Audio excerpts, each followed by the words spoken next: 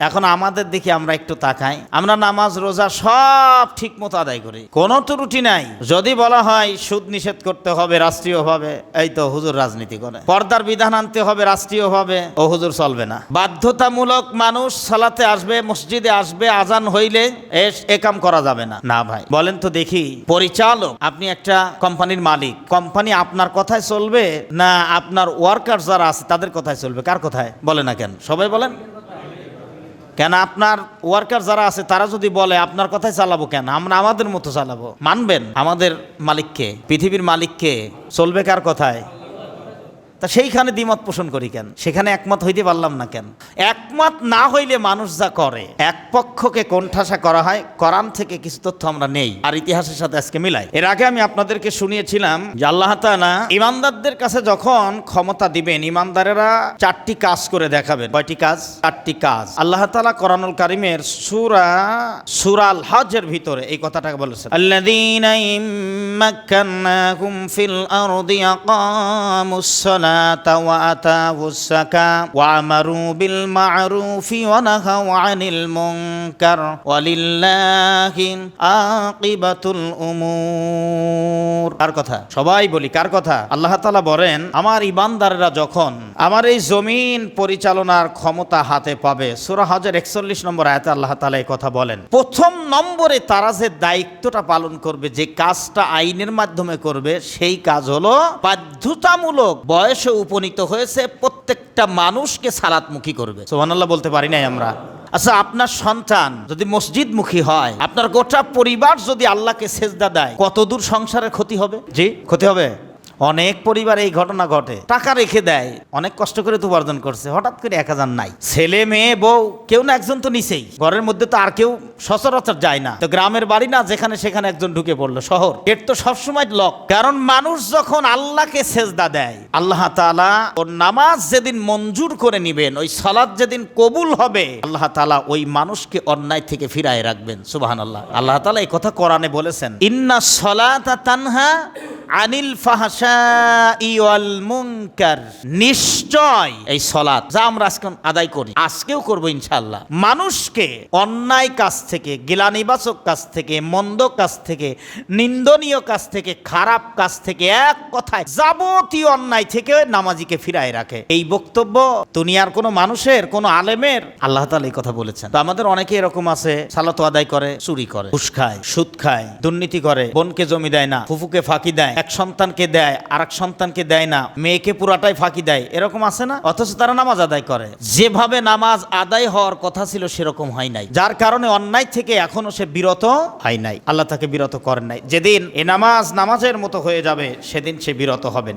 এখন আসুন, এটা প্রথম নম্বরে কাজ। সুতরাং এই কাজটা হওয়ার দরকার আছে না নাই? আপনারা বলেন। রাষ্ট্রীয়ভাবে যে সরকার যখন আমাদের এই বাংলাদেশে ক্ষমতায় থাক, সরকার 100% বিল থাকবে নামাজের, এইটা আর কোনোদিন ক্যান্সেল করা হবে না, এই বিলটা আসার দরকার আছে না নাই? আলহামদুলিল্লাহ। 2 নম্বরে, যার কারণে মানুষ অবৈধ উপার্জন করে, সুদ ঘুষ দুর্নীতির সাথে জড়ায় যায়, আর্থিক অভাবে কিছু মানুষ এই কাজ করে, আর কেউ কেউ আছে যে টাকার পাহাড় গড়া, সেটা ভিন্ন দিকে যাক, আমি ওই দিকে যাব না এখন। আল্লাহ তাআলা অর্থনৈতিক ব্যবস্থাপত্র যেভাবে দিয়েছেন তার নাম হলো জাকাত। এই জাকাত ভিত্তিক অর্থনৈতিক ব্যবস্থা রাষ্ট্রীয়ভাবে চালু করে দেওয়া হবে। সুবহানাল্লাহ বলি আমরা।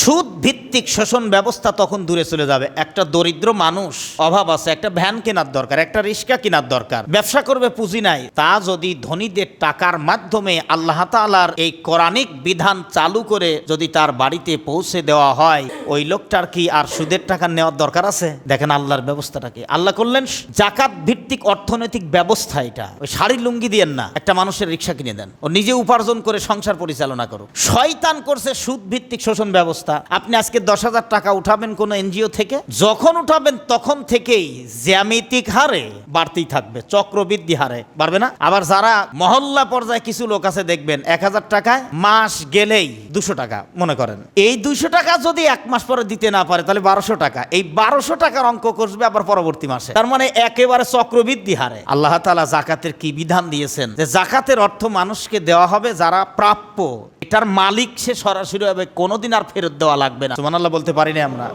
এমনকি আপনি দাতা যেই লোকটাকে দিচ্ছেন বলারও দরকার নাই যে এটা জাকাতের অর্থ, খালি এতটুকুই যে আমি এটা তোমাকে দিয়ে দিলাম। আপনি যে জাকাত দিচ্ছেন ওটা দেখছেন কে? কারণ অনেকেই আছে দরিদ্র হবার পরে জাকাতের টাকা নিতে চায় না, আত্মবোধ সম্মানবোধ তার কাজ করে যে আমি জাকাতের টাকা খাইবো কেন, কিন্তু আসলে তো তার অভাব, প্রাপ্য ব্যক্তি, আপনি গোপনে খালি তার দিয়ে দেন, হক আদায় হয়ে যাবে ইনশাআল্লাহ। বলেন ইনশাআল্লাহ। বলেন তো এই জাকাতের বিল যদি আমার দেশে আসে, লাভ না লস? গরিব মানুষ মনে হয় মসজিদে নাই, এজন্য বলতেছে না লাভ না লস দরকার আছে না আইনের? 3 নম্বর এবার আসে। 3 নম্বর ব্যবস্থা হলো আল্লাহর এই জমিনে ভালো ভালো কাজগুলি আইনের মাধ্যমে সব চালু করে দেওয়া হবে। সুবহানাল্লাহ বলতে পারি নাই আমরা। তো ভালো কাজ যদি সমাজে চালু হয়ে যায়, অন্যায়কারী তো অন্যায় করে সাহসী পাবে না। ভালো কাজ কয়েকটা, দুই একটা সামান্য বলে, একটা চুরির কথা বলে, একটা লোক চুরি করেছে, কোরআনে আইন আছে, মহিলা হোক আর পুরুষ হোক, চোর নিজেই হোক না কেন, হাত কর্তন করে দেওয়া। জেনা ব্যভিচার করেছে, সাক্ষ্য প্রমাণ সব কমপ্লিট, তাকে রমস করা। আচ্ছা বলেন, জেনা করা তো দূরের কথা, এই যে আপনাদের পাশেই একটা বিদ্যালয় আছে, মহিলা মাদ্রাসা, দেখবেন ছুটির সময় কিছু কিছু ভদ্র পরিবারের সন্তানেরা অভদ্র সেজে এতিমের মতো প্রতিষ্ঠানের আশপাশ দিয়ে ঘোরা তো দূরের কথা, যাচ্ছে রাস্তা দিয়ে, হঠাৎ কোন সুন্দরী রমণী ওই রাস্তায় আসতেছে বিপরীত দিক থেকে, চোখটা উঁচু করে আর তাকাবে না। ওই যে আল্লাহর আইন আছে, ওই ভয়ে চোখ আর উঁচু করবে না। 4 নম্বরে যত অবৈধ কাজ এই সমাজে থাকবে আইন পাশ করে সব বন্ধ করে দেওয়া হবে। ভালো কাজ চালু হবে আর অবৈধ কাজ সব বন্ধ করে দেওয়া হবে। পক্ষান্তরে যখন জালিমেরা ক্ষমতায় যাবে তারাও 4টি কাজ করবে। কয়টা? আল্লাহ তাআলা 2টি আয়াত দিয়ে প্রমাণ করছেন। ওয়া ইযা তাওয়াল্লা সাআ ফিল আরদি লিইফসিদা ফিহা ওয়া ইউহলিকাল হারসা ওয়ান নাসল আল্লাহু লা ইউহিব্বুল ফাসাদ। আল্লাহু আকবার বলি আমরা। আপনারা বলেন আল্লাহর এই কথা সত্য না মিথ্যা? সকলেই মানার দরকার আছে না নাই? মানতে রাজি আছে আমরা ইনশাআল্লাহ? কারা কারা মানতে রাজি আছে আল্লাহু আকবার বলে একটু হাত দেখান তো দেখি। আল্লাহ তাআলা তোমার বান্দারা জুমা মসজিদে এসে হাত দেখালেন, তুমি দয়া করে কবুল করো, আমরা বলি আমিন। সূরা বাকারা 205 নম্বর আয়াত শুনলেন। এবার সূরা নামল 34 নম্বর আয়াতে কারিমার মধ্যে আল্লাহ তাআলা বলছেন, ক্বালাত ইন্নাল মুলুকা ইযা দাখালু ক্বরিয়াতান আফসাদুহা ওয়া জাআলু আইজ্জাতা আহলিহা আযিল্লা ওয়া কাযালিকা ইয়াফআলুন।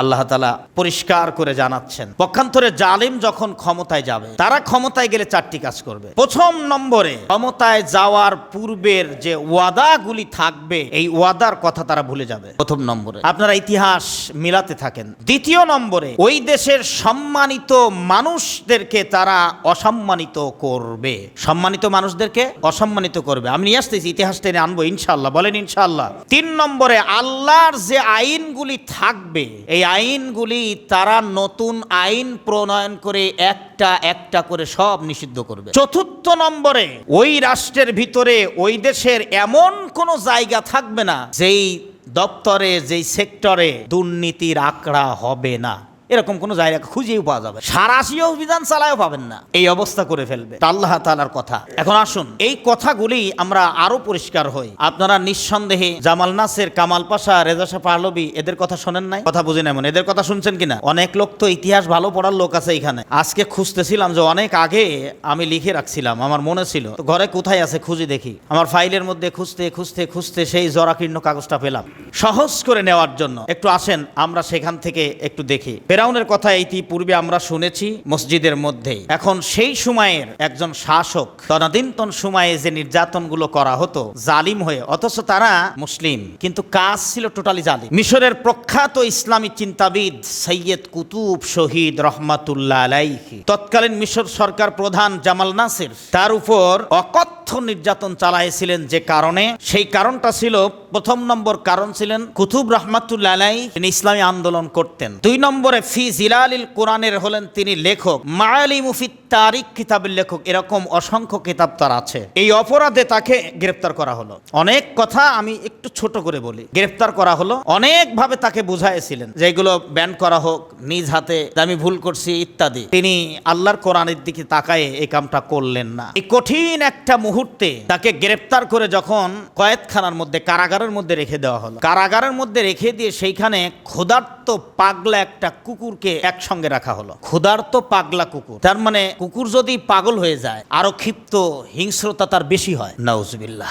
প্রখ্যাত একজন লেখক জামাল নাসের একটা লোককে সেখানে পাঠালেন, দেখে আসো অবস্থা কি ভিতরে। ইতিহাসের মধ্যে এসেছে একটি জানালা ছিল, সেই জানালা দিয়ে লোকটি দেখলেন। দেখার পরে তিনি নিজেই আশ্চর্য হয়ে গেলেন। ক্ষুধার্ত একটা পাগলা কুকুর, না জানি এত সময় কামড়ায় তার গোশত খেয়ে ফেলবে, হাড্ডি আলাদা করে দিবে, কিন্তু সব ভিন্ন। জামাল নাসের সেজদায় পড়ে গেছে। এই কুতুব শহীদ রহমাতুল্লাহ সেজদায় পড়েছে, আল্লাহকে বলছেন, আল্লাহ আমার অবস্থা এখন কি তুমি তা দেখতেছো, আমি এখন মাজলুম, আমার আর কোনো শক্তি নাই, আমি তোমার কাছে সাহায্য চাই, তুমি সাহায্যের ব্যবস্থা দাও। সেজদায় পড়ে অঝরে চোখ ভরা পানি ছেড়েছেন। ক্ষুধার্ত পাগলা কুকুরটি জামাল নাসেরের দিকে তাকায়ে অঝরে চোখ দিয়ে পানি ছেড়ে দিয়েছেন। লোকটি যখন জামাল নাসেরের কাছে ফিরে এসেছেন, সাইয়্যেদ কুতুবের ইতিহাস তিনি বলবেন, জামাল নাসেরের ধারণা বলবে যে লোকটা নাই, কুকুর তারে শেষ করে দিয়েছে। জেলখানার ভিতরের চিত্র বলতে উনি ভয় পাচ্ছেন, জামাল নাসের যদি আমার বিরুদ্ধে কিছু করে ফেলে। তাড়াতাড়ি বলো না কেন? বলেন, জাহাপনা আমি যা দেখে আসলাম, এতদিন জানতাম ক্ষুধার্ত পাগলা কুকুর মানুষকে কামড়িয়ে মেরে ফেলে, খেয়ে ফেলে, কিন্তু এখন তার ভিন্নতা দেখেছি। সাইয়্যেদ কুতুব সেজদায় পড়েছেন,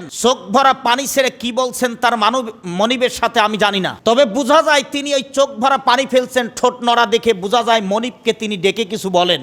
আর ক্ষুধার্ত পাগলা কুকুরটা সাইয়্যেদ কুতুবের দিকে তাকায়ে অঝরে চোখ দিয়ে খালি পানি ছুটছেন, একের পর এক চোখ দিয়ে কুকুরের পানি পড়ছে। ইমানদারেরা মৃত্যুর কোনো ভয় পায় না। উনি ওইখানে মরণের ভয়ে কান্দেন নাই, উনি কেঁদেছিলেন যে কারণে, সেটা হলো যে আল্লাহ তাআলা এই কঠিন একটা পরিস্থিতিতে আমার ঈমান যেন শেষ না হয়, ধ্বংস যেন না হয়। আপনারা আমান আজমি ভাইয়ের বক্তব্য সম্ভবত শুনেছেন, আয়না ঘরের মধ্যে কি কঠিন পরিবেশ পরিস্থিতির মধ্যে দিন যাপন করেছেন, সে কথা অবশ্যই আপনাদের কানে এসেছে মিডিয়ার মাধ্যমে। সম্মানিত উপস্থিতি, সাইয়্যেদ কুতুব শহীদ রহমাতুল্লাহ আলাইহি জামাল নাসের তাকে বললেন, এখনো সময় আছে, তুমি যদি আত্মসমর্পণ করো, সারেন্ডার হও, ক্ষমা চাও, তোমাকে মাফ করে দেওয়া হবে। সাইয়্যেদ কুতুব বললেন, একজন জালিমের কাছে আমি মুসলিম, আমি ইমানদার, আমি মুত্তাকি, আমি পরহেজগার মাথা নত করতে পারি না, বিনিময়ে আমার জীবন চলে যাবে। তাকে যখন তার কাছে আনা হলো, এই বক্তব্যটা তিনি দিলেন, সব শেষে তাকে দুনিয়ার থেকে বিদায় করলেন। জামাল নাসের তাকে বিদায় করে দিলেন, তিনি আল্লাহ পাকের কাছে চলে গেলেন। কিন্তু জামাল নাসের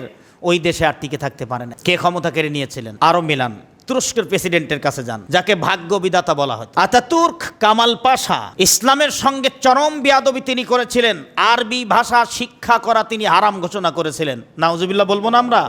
আরবি ভাষা শিক্ষা গ্রহণ করা হারাম ঘোষণা করেছিলেন। যে শিক্ষা ব্যবস্থা আমাদের দেশে চালু করা হয়েছে, এখনো রানিং আছে, এই শিক্ষা ব্যবস্থার কৌশল হলো এই সমাজের পরবর্তী প্রজন্ম মানুষগুলোকে আরবির থেকে দূরে সরায় নিয়ে আসতেছে। ডক্টর কুদরতে এ খুদা নাম তো ভালো ছিল, নামটা ভালো, কিন্তু কামটা গজবে খুদার মতো। এই লোকটার প্রণীত শিক্ষা ব্যবস্থা এত ঘৃণিত যে মুসলিম সমাজ তা মেনে নিতে পারে না, এবং সেই শিক্ষা ব্যবস্থার পক্ষে আমাদের দেশের এখনো জীবিত মানুষ হলো ডক্টর কামাল। ওই শিক্ষা ব্যবস্থা তারা চালু করে রাখতে চায়, কারণ ওই শিক্ষা ব্যবস্থা চালু করে রাখলে জিন্দেগিতে মদের বিল আসবে না, কোনোদিন খারাপ কাজ বন্ধ করার বিল আসবে না। ওই এক শিক্ষা ব্যবস্থার মধ্যে এত চূড়ান্ত কিছু কথা রয়েছে। তিনি মেয়েদেরকে হেজাব পরা হারাম ঘোষণা করে দিয়েছিলেন। এই আতাতুর্ক কামাল পাশা, মহিলারা হেজাব পড়তে পারবে না। আমাদের দেশের বিভিন্ন অঙ্গনের বিশ্ববিদ্যালয়ের টিচাররা মেয়েদের হেজাব সহ্য করতে পারে নাই, তার মধ্যে একটা ছিল ঢাকা বিশ্ববিদ্যালয়। একটু ভালো করে লক্ষ্য করেন, শাদীশুদা মেয়ে, যাদের তালাক প্রাপ্তা মেয়ে যারা, অথবা মারা গিয়েছে স্বামী, 4 মাস অতিক্রম করতে হবে সর্বনিম্ন, এরপরেই না বিয়ের ব্যবস্থা আসবে ইসলামী ল মোতাবেক, আল্লাহর আইন মোতাবেক। পরিত্যক্ত হয়েছে স্বামী যদি তালাক দিয়ে থাকে, তাহলে 3টা ইদ্যত তাকে পালন করতে হবে, তারপরে বিয়ের ব্যবস্থা আসবে। তিনি এই বিয়েটাকে বলেছিলেন, আজকে স্বামী মারা গেছে, কালকে তার বিয়ে বৈধ করতে হবে, আইন করে দিলেন। আজকে তালাক প্রাপ্ত হয়েছে, কালকে সে বিয়ে করতে পারবে। এই আইনগুলি তিনি প্রণয়ন করেছিলেন। নাউজুবিল্লাহ বলি আমরা। প্রেসিডেন্ট যিনি ছিলেন রেজা শাহ পাহলভি, তার দিকে একটু ভালো করে তাকান। তিনি মুসলমানদের উপরে যে নির্যাতন করেছিলেন, 2500 বছরের রাজতন্ত্রের এই প্রভূম তদানীন্তন সময়ের উলামাদের সম্পর্কে তার এমন কণ্ঠকাকূর্ণ বক্তব্য ছিল যা মানুষকে এত বিস্মিত করেছিল। ঠিক সেই মুহূর্তে তিনি আইন প্রণয়ন করেছিলেন, বেশ্যা এবং আলেমদেরকে বাসে চড়তে দেওয়া যাবে না। বেশ্যার সাথে আলেমদেরকে তুলনা করেছিলেন। বেশ্যারা গাড়িতে উঠবে না, আলেমরাও গাড়িতে উঠবে না, মানে বেশ্যাদের সাথে তুলনা করেছিলেন। মনে হয় যেন এরা মানুষ জগতেরই কেউ না। ইতিপূর্বে দীর্ঘ একটা সময়, প্রায় 1.5 যুগ, এদেশের আলেমেরা, এদেশের সরকার প্রধানদের কাছে মনে হয়েছিল যেন মানুষই না, অন্য কোনো গ্রহ থেকে আমরা এসেছি। এই পরিবেশের অবস্থায় আমরা ছিলাম। আপনারা হয়তো জানেন না, আজকে এখানে দাঁড়ায় বক্তব্য দিচ্ছি। গতকালকে সাতক্ষীরার থেকে মিন্টু ভাই ফোন করেছিলেন, মিল বাজারে, বলল ভাই আমার মাহফিল থেকে আপনি অ্যারেস্ট হয়েছিলেন। কলিজাটা এতটা সেদিন ভেঙে চুরমার হয়েছিল। যেই রানা আপনাকে গ্রেপ্তার করিয়েছিল, সেই রানা এখন পলাতক অবস্থায় আছে। এই ময়দানে, এই মিল বাজারে, এই ঈদগাহ মাঠে আবার আপনাকে মাহফিল করতে হবে। আপনি কি আমাদের ডেট দিবেন? আপনি আমাদেরকে ভুলে যায়েন না। এই যে মানুষের ভিতরে একটা আনন্দ চলে এসেছে, ঠিক একই অবস্থা সেই সময় এই কঠিন পরিবেশ পরিস্থিতি ছিল। আলেমদেরকে এই কাজ করা হলো, ঘৃণার চোখে দেখা হতো। শেষ পর্যায়ে মহিলাদেরকে বেইজ্জতি করা হলো, বেপর্দায় করা হলো। আল্লাহ পাক সুবহানাহু ওয়া তাআলা আর মোটেও দেরি করলেন না, তিনি অ্যাকশনে চলে গেলেন। আল্লাহ যদি কারোর বিপক্ষে দাঁড়িয়ে যায়, দুনিয়ার সমস্ত শক্তি এক জায়গায় হলেও তাকে বাঁচানোর আর কোনো ক্ষমতা থাকে না। ঠিক শুরু হয়ে গেল ইরানে বিপ্লব। যখন বিপ্লব শুরু হলো, মহিলারা পর্যন্ত মাঠে নামলো। সুবহানাল্লাহ বলবেন না? বাংলাদেশে মহিলা মাঠে নামে নাই? মেলে ইতিহাসগুলো, মহিলারা পর্যন্ত মাঠে নেমেছে বোরকা পরে, হাতে ঝাড়ু নিয়া। এই ঝাড়ু নিয়া সর্বপ্রথম বিশ্বে ইতিহাস দেখা যায় ইরানে নেমেছিল মহিলারা ঝাড়ু নিয়া, যে তুই নাম, তোর মতো লোক আমাদের দরকার নাই। মহিলারা যখন মাঠে নেমে পড়লেন, ঠিক সেই সময় রেজা শাহ পাহলভী পালাবার জায়গা আর খুঁজে পাচ্ছে না। কোন জায়গা খুঁজে পাচ্ছে না? কথা কয় না, কিসের জায়গা? পালাবার আর কোনো জায়গা খুঁজে পাচ্ছে না। আমি সর্বশেষ ওই ইতিহাস যখন দেখলাম, খুব মনোযোগ দিয়া, এত মজার কথা, উনি আমেরিকায় পালানোর জন্য আমেরিকার কাছে আবেদন করলেন যে আমাকে জায়গা দেওয়া হোক। আমেরিকা তার জায়গা দিল না, আমেরিকা তাকে জায়গা দিল না। এরপরে পানামার কাছে জায়গা চালেন, তাও জায়গা দেয় না। জায়গা যখন দিলই না, শেষ পর্যায়ে এতিমের মতো, মিসকিনের মতো কায়রোতে গিয়ে উঠলেন, নিরুপায় হয়ে সেখানে উঠলেন। সে কায়রোতে উঠলেন। কায়রোতে উঠার পরে বেশ কিছুদিন ওখানে এতিমের মতোই থাকতে লাগলেন। সব কিছু যখন শেষ হয়ে যায়, এতিম ছাড়া তো আর কোনো উপায় নাই। শেষ পর্যায়ে চিল্লতির এক বিদায় আল্লাহ তাআলা তাকে দিলেন। সেখানে এক হোটেলের মধ্যে সে মারা গিয়েছিল। যখন পচে দুর্গন্ধ বের হয়েছে, তখন হোটেল মালিকরা চিন্তা করলে এখানে দুর্গন্ধ বের হয়, খুঁজলেন, খুঁজে দেখলেন ওই লোকটাই মরছে। সম্মানিত উপস্থিতি, কথাগুলো যেই জন্য টান দিয়ে নিয়ে আসলাম, তাদের চিন্তাধারা ছিল ইসলামকে নিভাই দেব এইভাবে করে, কিন্তু ইসলাম জিন্দা থাকবে এই কথা কার? বলি এই কথা কার? আল্লাহ তাআলা। আল্লাহ তাআলা বলেছেন, ইউরিদুনা লিইউতফিউ নূরাল্লাহি বিআফওয়াহিহিম আল্লাহু মুতিম্মু নূরিহি ওয়ালাউ কারিহাল কাফিরুন। ওরা চায় আমার বাণীকে ফু দিয়ে নির্বাপিত করতে। আল্লাহ তাআলা বললেন না, এই বাণী আছে, থাকবে, তাতে কাফেরদের যতই কষ্ট হোক। এই বাণী রাখবেন কে? আল্লাহর ওয়াদা, এটা আল্লাহর বক্তব্য, আল্লাহর কথা। ১,৫০০ বছর আগে এই কথা বলেছেন। সুতরাং আল্লাহর সেই দিনকে মাইনাস করে দিবে এরকম সুযোগ আর আছে নাকি? বলেন, এরকম সুযোগ আর আছে নাকি? বরং ইতিহাস কি বলে, এখন বিশ্ববাসী, গোটা বিশ্বর মানুষ এই সমস্ত শাসকদেরকে ঘৃণা করে। আর যাদেরকে বিদায় করে দিয়েছিলেন, নির্যাতন করা হলো যাদেরকে, তাদের ইতিহাস পড়ে মানুষ শিক্ষা নেয়।